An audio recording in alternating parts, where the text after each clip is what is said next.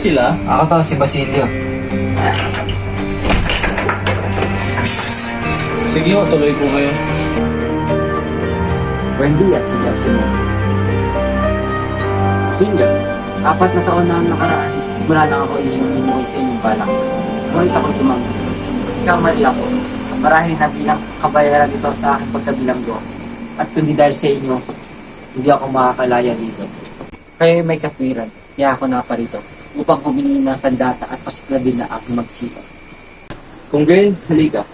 Sundan mo ako sa laboratory.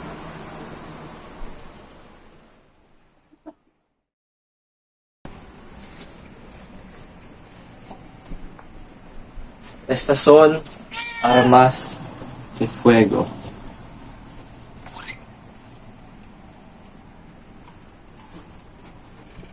Nitroglycerina, dinamita. Tama! Ngunit ito'y higit pa roon. Ito'y may luhang natipon, puot na tinimpi, mga kasalanan at mga pang-aapi. Ayon ang huling sandata ng mga mahihina. Lakas sa lakas. Daas laban sa daas. Ngayong gabi, matuturog ang monumento walang hugis. At pinadali ko ang pagkabulok. Ngayong gabi, ay magkakaroon ng isang malaking piging. At ang lamparang ito'y ilalagay sa gitna. Kung gayon, di na kailangan ng aking tulong. May bakang gagampanan. Sa ganap na ikasyam ng gabi, ay tiyak na puputok ang lampara. At maririnig ito sa mga bayang kanuglog, sa mga bundok, at sa yungib. Di nagtagumpay ang kilusan ng mga artilyerong inudyukan ko. Pagkarinig sa putok, ang mahihirap, ang mga inapi, at ang mga pinag-uusig ay magsasama-sama sa kinaroroonan ni Kabesang Tales sa Santa Mesa. At buhat dooy, lulubusin nila ang lungsod. Magsisilabas naman sa kanilang himpilaan ang mga militar na pinagsabihan kong magpalabas ng isang huwad na himagsikan ang general upang huwag maalis sa tungkulin. Bawat ituro ko ay kanilang babarilin. Samantala'y manlalaban ang mga taong bayan sa pag-aakalang sila'y pagpapatayin. Sila'y walang sandata at pinuno. Kaya't pangungunahan mo sila sa tulong ng ilang kasama. Papupuntahin ninyo sila sa bodega ni Quiroga na pinagtaguan ko ng mga barel at punto. Magtatago kami ni Kabesang Tales sa syudad at aming sasalakayin. Kayong nasa Arabal ay aagaw sa mga tulay at hahandang sumaklolo sa amin. Papatayin natin ang lahat ng lalaking tatangging sumama at humawak ng baril. Ang lahat? Ang lahat. Maging sila'y Indio, Mestizo, Sino, Kastila. Lahat ng walang lakas ng loob at tapang. Ang laying ito'y kailangan lipulin. Ang mga amang duwag ay maglalahi ng mga alipin. Ang daigdig ay papanakpak at pupuriin ang malakas, ang lalong marakas. Gawin mong malinis ang kabugtuhan at pupurihin ka ng higit kaysa kabutihan, ginagawa ng mapagkumbaba at kimi.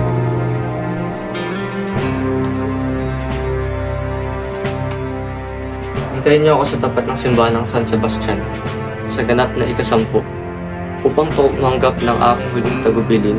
Lumayo kayo sa pagsapit ng ika-9 sa malay sa daang handog.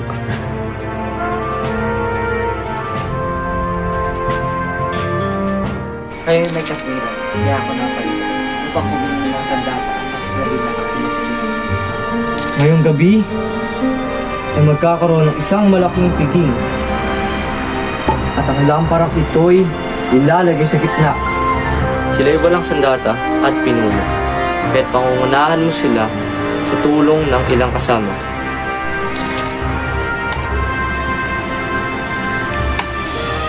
Hintayin niyo ako sa tapat ng simbahan ng San Sebastian sa ganap na ika-10.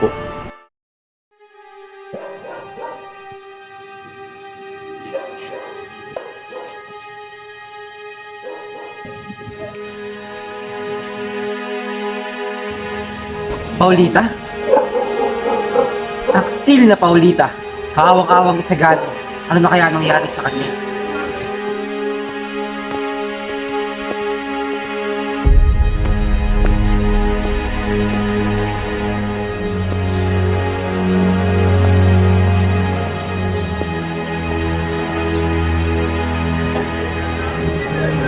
Si Simon? Si Simon ang lumabas sa pinto? Ano ang kanyang gagawin? Bakit dala-dala niya ang lampara?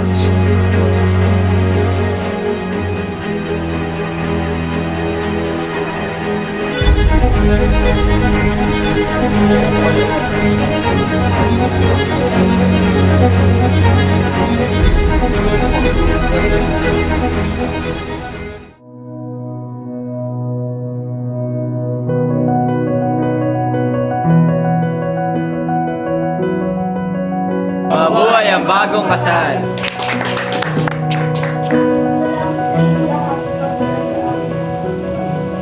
Pinagaganda kong nakita kayo sa special na araw sa amin. Nakita niyo ba yung bahay ni Kapitan Tiago? Hindi ba mas naging mas maganda at maliwalas ito? Dahil ito sa aking kaibigang si Simon. Benside, hindi ba ang ganda ng pagpapayos ng bahay? Oo nga, ang ganda ng bahay. Hindi na may appeal. Doña Victorina, ang bahay ngayon ay parang kasing ganda mo, hindi ba? Nakita ko nga, kahit ako ay namukha sa kagandahan ng bahay, magarang-magara ang pagpapaayos nito. Salamat at nagustuhan niyo ang aming magarang bahay. Ang mesa ay para sa inyo, aming special na panahon.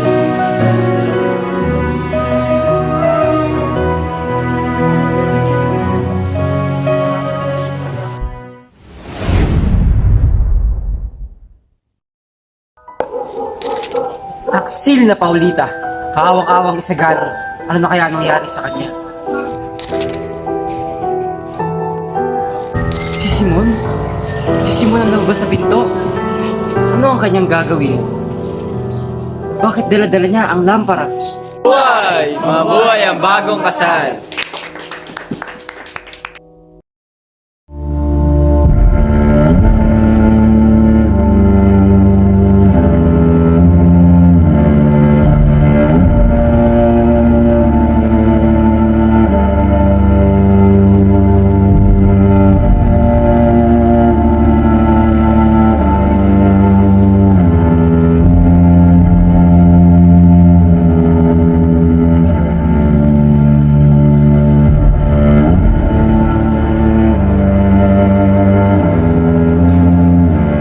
Ba't yun narito isagani? Tara na, dali!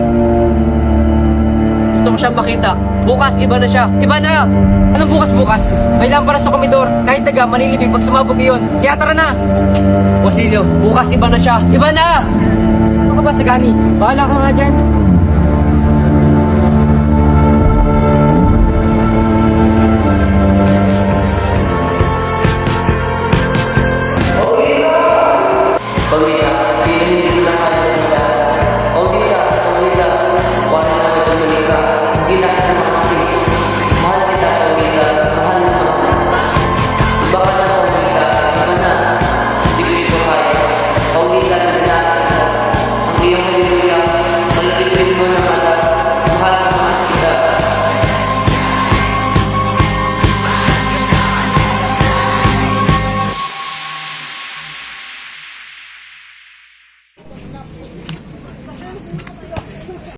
Nagkakaroon ka.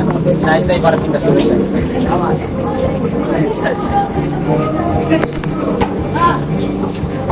Pare, Tessel, Pares, Juan Crisos Tumaybara. Sino si Juan Crisos Tumaybara? San Filibusterio, 10 taon na ang patay. Pelabusteryo, Masamang biro. seryosong biro! Pating Salvi, yan ba ang pirma ng iyong kaibigan? Masama ba ang iyong reverensya? Pirma niya yan. Pirma niya!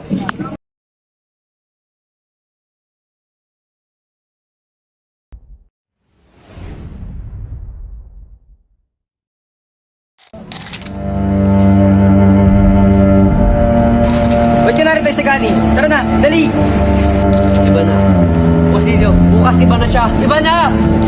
Pare, Tessel, Pares, Juan Crisos Tumaybara. Sino si Juan Crisos Tumaybara? Masama ba ang pakiramdam ng iyong reverensya? Tama. ito'y siyang magiging pinakadakilang lathala sa buong Pilipinas. Hindi matatahimik ang general kapag hindi matutunghayan ng aking mga papuri. Ayan, tapos na. Ngayon ay ipapadala ko na ito.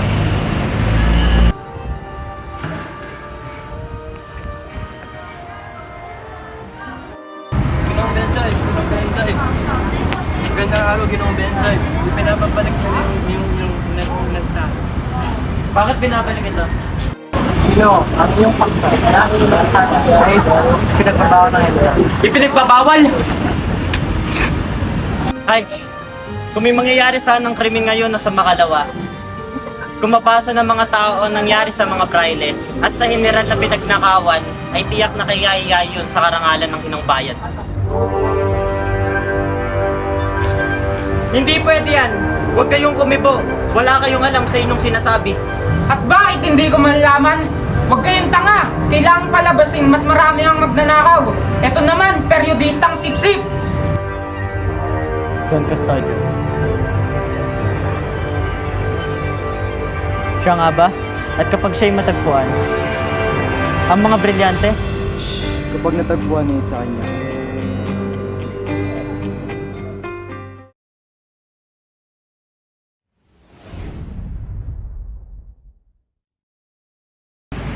Ayan, tapos na. Ngayon ay ipapadala ko na ito. Ipinagbabawal! Hindi pwede yan! Huwag kayong kumibo! Wala kayong alam sa inyong sinasabi. At bakit hindi ko malaman? Huwag kayong tanga! Kailangang palabasin mas marami ang magnanakaw.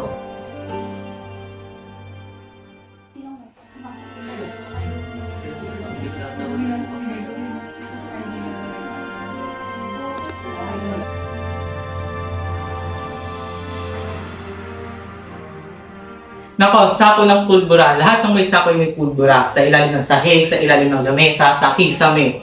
Mabuti na lang walang may isa sa atin ay naaabo. At sino kaya ang naglagay ng mga sako ng pulbura? Walang makapagpaliwanag kung sino ang may gustong guluhin ang handaan. Sino pa? Kundi ang isang kaaway ni Don Timoteo o isang kariban ni Juanito.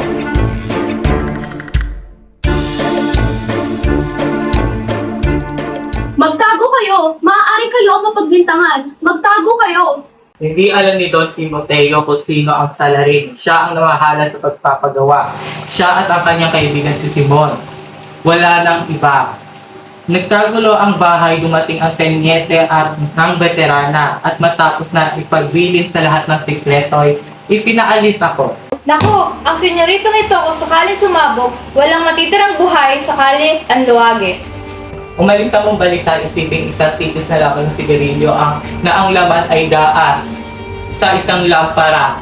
Sa ngayon ay wala na tayong kapitan general, arsobispo o kahit isang empleyado. Naging abul sana ang lahat ng nasa handaan kagabi. Sus Mariosep, naroon pa naman ang lahat ng may utang sa atin. At may isa pa naman tayong bahay malapit roon. Sino kaya ang maaaring... May alam na kayo kaya ilihim ninyo. Alam niyo ba kung sino ang naglagay ng mga kultura? Ang mga praile? Ang chinong si Quiroga? Isang estudyante? O si Macaray? Ang mga alahas na si Simon. Si Simon?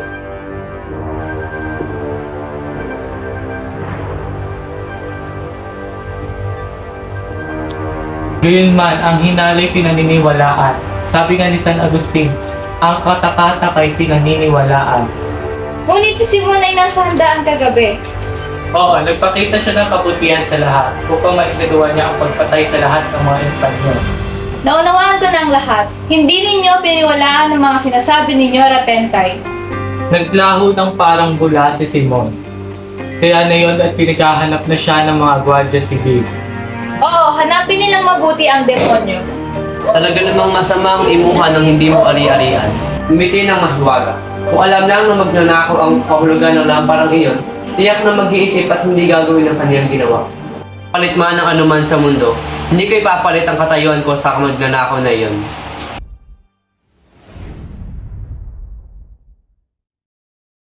Nako, sako ng pulbura. Lahat ng may sako ay may pulbura. Sa ilalim ng sahig, sa ilalim ng lamesa, sa kisame. Sino pa? Kundi ang isang kaaway ni Don Timoteo o isang kariban ni Juanito. Sinasabi ang lamparang iyon ang mitya na magsisindi ng mga pulbura sa buong bahay. Simon? Talaga namang masama ang imuha ng hindi mo ari-arian.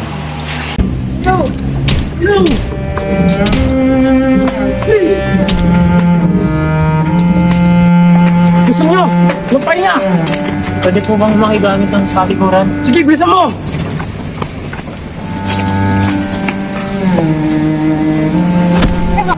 Sumasahal pang ginagawa niyong parusa kaysa sa mga asila! Wala ka kailangan po magsalita, ha? Mautang, hindi ba't parang hindi makatarungan ng ginagawa natin? Paldiadas! Narapat lang mga ito sa kautulisan kagaya nila! Hindi po! Hindi po kami tulisan!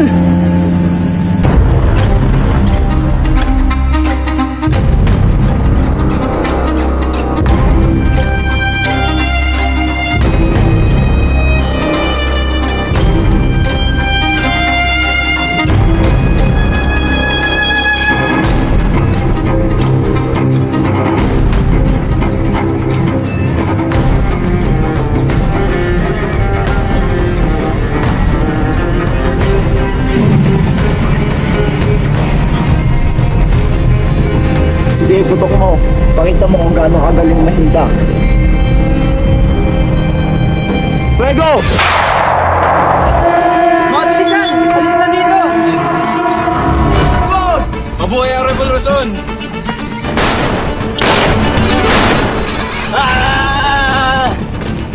Baril ang baril!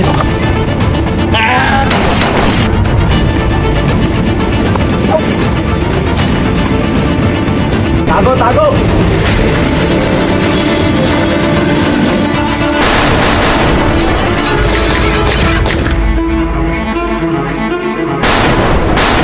Kanino? Bakit mo kung patapang ka? Pumatay ka ng isa!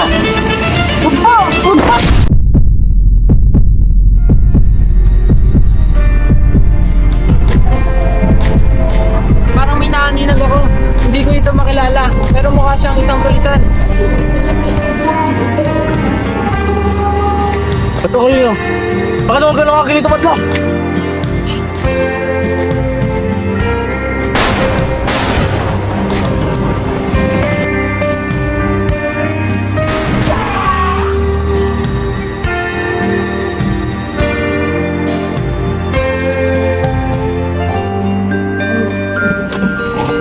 Luceno, hindi maaari ito.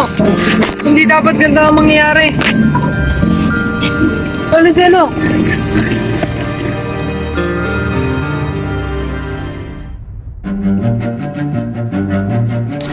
Gusto nyo? Magpahinga! Sumasahal pang ginagawa niyong parusa kaysa sa mga asila! Wala kang kailangan po magsalita, ha? Mabuhay ang revolusyon! Ito ko nyo. Bakit naman ganun ka kinito patla?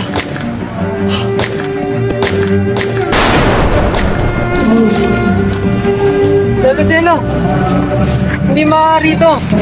Hindi dapat ganda ang mangyayari.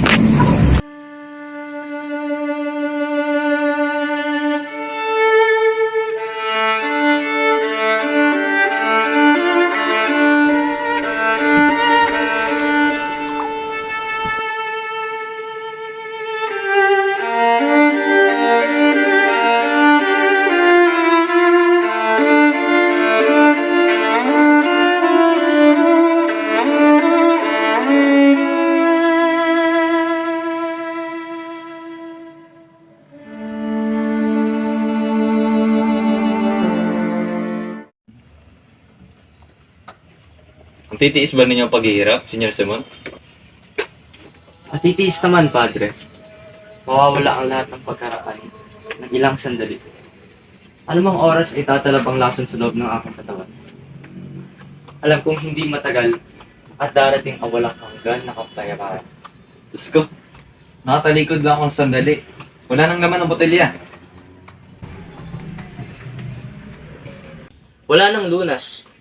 Bago mag alas 8 ay datakpin nila ako dito sa loob ng bahay. Buhay man o patay.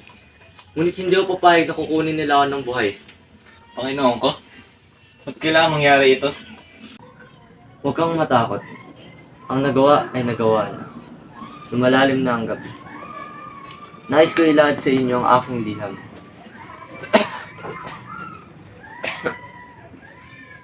Pero bago yan, may gusto sana ako itanong sa inyo.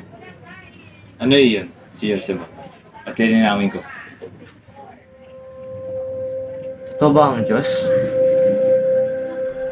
May iba pa akong gamit na may bibigay sa iyo, Senyor Simon. May morpina, may eternal, may chloroformo. Huwag na kayo mag-aksaya ng panahon, Padre. Tapit-tapit na ang magpapaalam. Padre, tulungan mo ako. Ayaw mamatay na may dalang kasalanan. Patawarin ka ng Diyos, anak.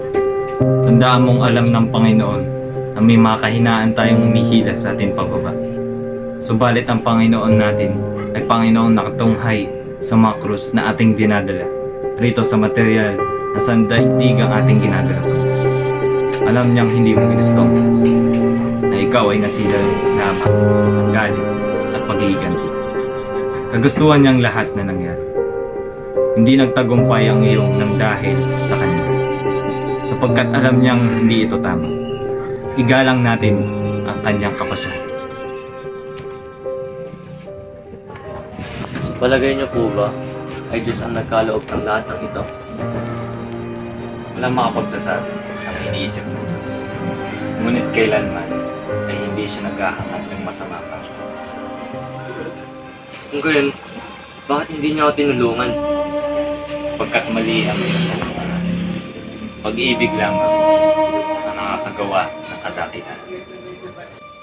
Tinatanggap ko ang paliwanag. Makasalanan ako, Padre. Pero bakit ako ang pinarusahan at hindi ang mga masasamang pamamahala na walang dulot, kundi kasamaan? Bakit nagbibingi-bingi yan ang tinutukoy ninyong Diyos na malakas na hinaing ng mga inaalipin? Bakit nagbubulag-bulagan siya sa may hirap na dinaranas ng mga pinarusahan sa loob at labas ng mga kulungan?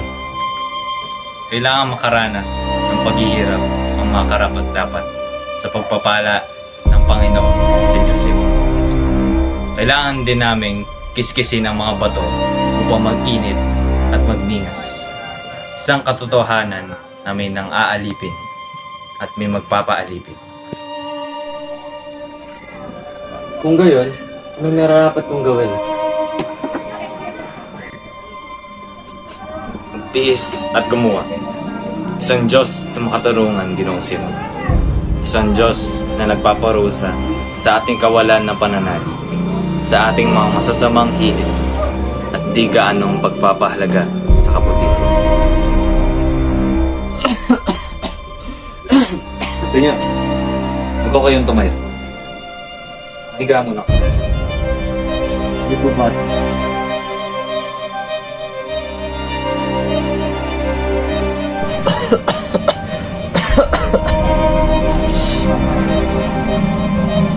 Precious spot.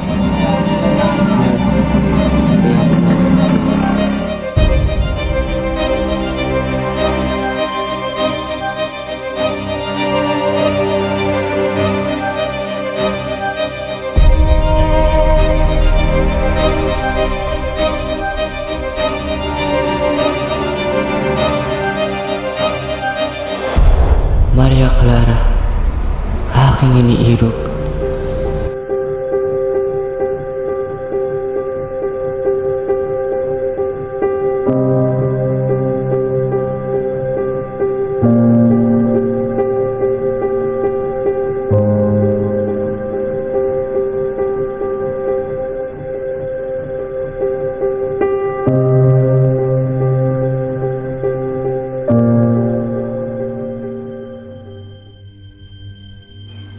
Nasaan ang mga kabataang naghahangad sa kanyang ginintong panahon? Ang kanilang pangarap at kasiglahan sa bayan. Nasaan ang mga kabataang pagbubuis ng buhay upang mabayaran ang gayong karaming kahihiyan, ang gayong maraming krimen? Malinis at walang dungis ang buhay na kailangang alay upang ang handog ay maging karapat-dapat. Nasaan kayo, kabataang may mga pusong pinag-iinitan ng layuning makapag-ambag sa lalong ikadadakila ng pangkapuluan? Malibing ka na, wow. sa kailaliman ng dagat. Ngunit kung kakailanganin ka ng tao para sa isang marangal na hangarin, ipahintulad ng Diyos, matuklasan ka sa sinupupunan ng alon. Ika nga nila, wala nang mas masahol pa kaysa mapunta sa kamay ng dayuhang pamahalaan. Tinagit tayo ng isang nakakubling kamay at itinapon na parang mga dahon sa gitna ng sigwa. Hindi magtatagal, tayo'y magiging nag-aalipuyong alabok na lamang. Ngunit tayo mga Pilipinong puno ng pag-ibig at pag-asa. Pag-ibig na nag-uudyok sa ating makaaninag ng liwanag sa isang madilim na kapaligiran. Tayo ang mga Pilipinong nag-aalab ang puso para sa bayan, para makamit ang kalayaan. Iyan ang aking mungkahi para sa aking henerasyon.